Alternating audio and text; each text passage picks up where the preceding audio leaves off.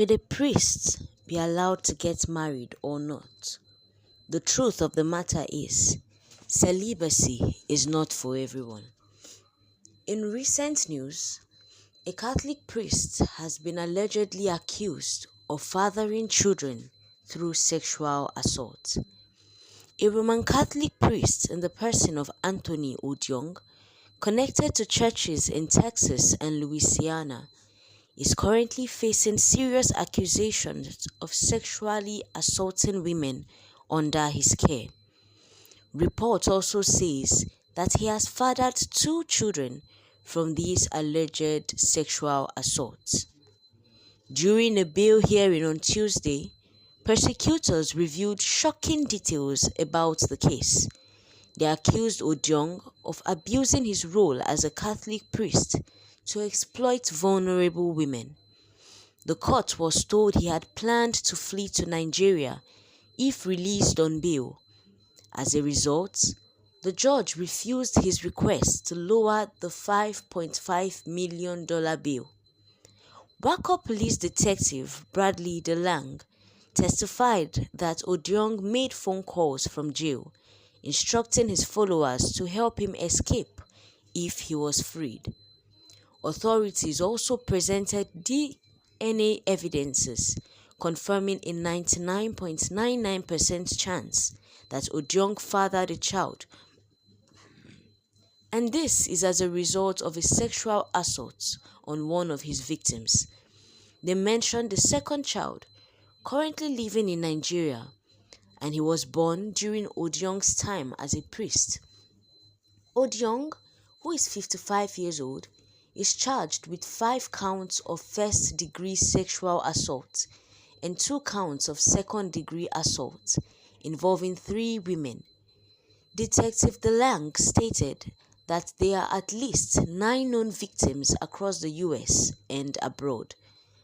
Despite the allegations, some of Odiong's followers continue to support him. Rose Ann Vanek, a strong supporter of Odiong, said he is a dear friend of herself and the family, adding that she would help pay for his release if the judge permits it.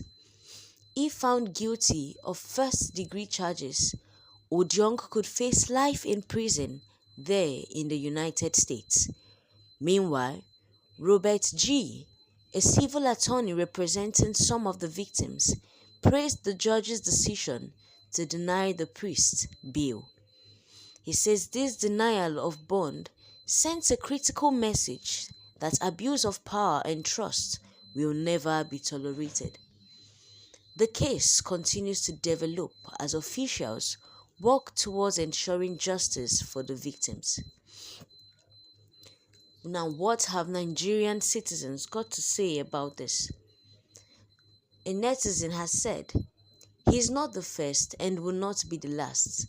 They are humans, not spirits. Most women are the cause of this temptation." Inasmuch as this is true, it doesn't still say, and it doesn't still defend the fact that what he did was wrong. Haba now.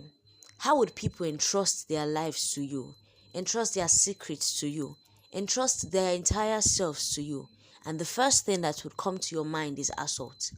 These people have come to trust you because you represent God in quotes to them, and yet you would bring yourself so low so as to assault them. Another netizen have said, "Let Roman Catholic Church remove this thing of priests and allow them to marry to avoid problem, cause sex is meant for human beings." Inasmuch as this is true, if you don't want to live a life of celibacy, nobody forced you. These priests now, no one ever carried a gun and put on his head to take him to the seminary. He chose to live a life of celibacy. So knowing the dictates of the church means you are ready to comply by those rules. So it is in no way an excuse at all. Somebody replying to that statement says, I beg, nobody forced him to become a Catholic priest. Catholic church law allows a priest to resign and marry a wife. So you get to choose. You won't marry, abi you no won't marry. Do not hide under the guise of Catholic priest and commit crime. Another netizen have said, yes, Somebody has said it here that Reverend Fathers are humans just as we are. They are not superhuman beings. I plead with some of our women to help our Reverend Fathers achieve their spiritual goals. Because many female parishioners, both married and single, hover around fathers' houses. Some women who can't cook for their husbands visit Reverend Fathers in the parish with delicious food. Some have used this to charm their way into the priest's heart. Another netizen replied, "Self-control is needed last. If someone cannot control himself, he's not supposed to be a priest in the first place." This woman don't vex because they don't shift and go woman head. But anyways, the truth needs to be told. Most times, a lot of sisters galvanize themselves round priests, showcasing body parts that were not meant to be exposed. And this temptation goes not only to priests, but also to pastors, where sisters are hovering around where they are not supposed to be seen. The services they're supposed to be rendering to their husbands, they divert it to the priest. In as much as self-control is necessary, if temptation can be avoided in the first place, it should be avoided. Another netizen have said, "I don't understand why the so-called priests consider marriage to be a sin. Why die with passion? If your father had decided to be a priest, would you have been born?" Oga, abeg.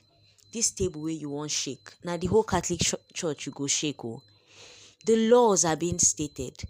Choose not to marry and be a priest, or choose to be married and be a father of a child. It's as simple as that. So the law of the church does not in any way affect anybody. This priest is wrong for hiding under the guise of priesthood and still sleeping around. But if you are sure that you cannot contain yourself, then why go to the seminary in the first place and spoil the name of the church? Another netizen have said, "No surprise, Catholic priests are always big targets in the USA. An opportunity like that is used to its maximum. Whether they are married or not, temptation would still come. So who is to blame? The women, the priest, or the Catholic Church?" In my own opinion, the Catholic Church has no fault in this. It's like going to a country where they don't wear skirts and saying because they said you shouldn't wear skirts, you would wear skirts. The laws remain the laws. If you can't abide by it, you avoid it or choose a different path. However, these priests need to face the full wrath of the law. Be you a man or a woman, be you a priest or a lay faithful, it is a crime to assault people. It is a crime to assault those entrusted to your care. He needs to serve the full wrath of the law. For recent updates and for continuation on this particular gist, don't forget to subscribe, comment, and like this channel.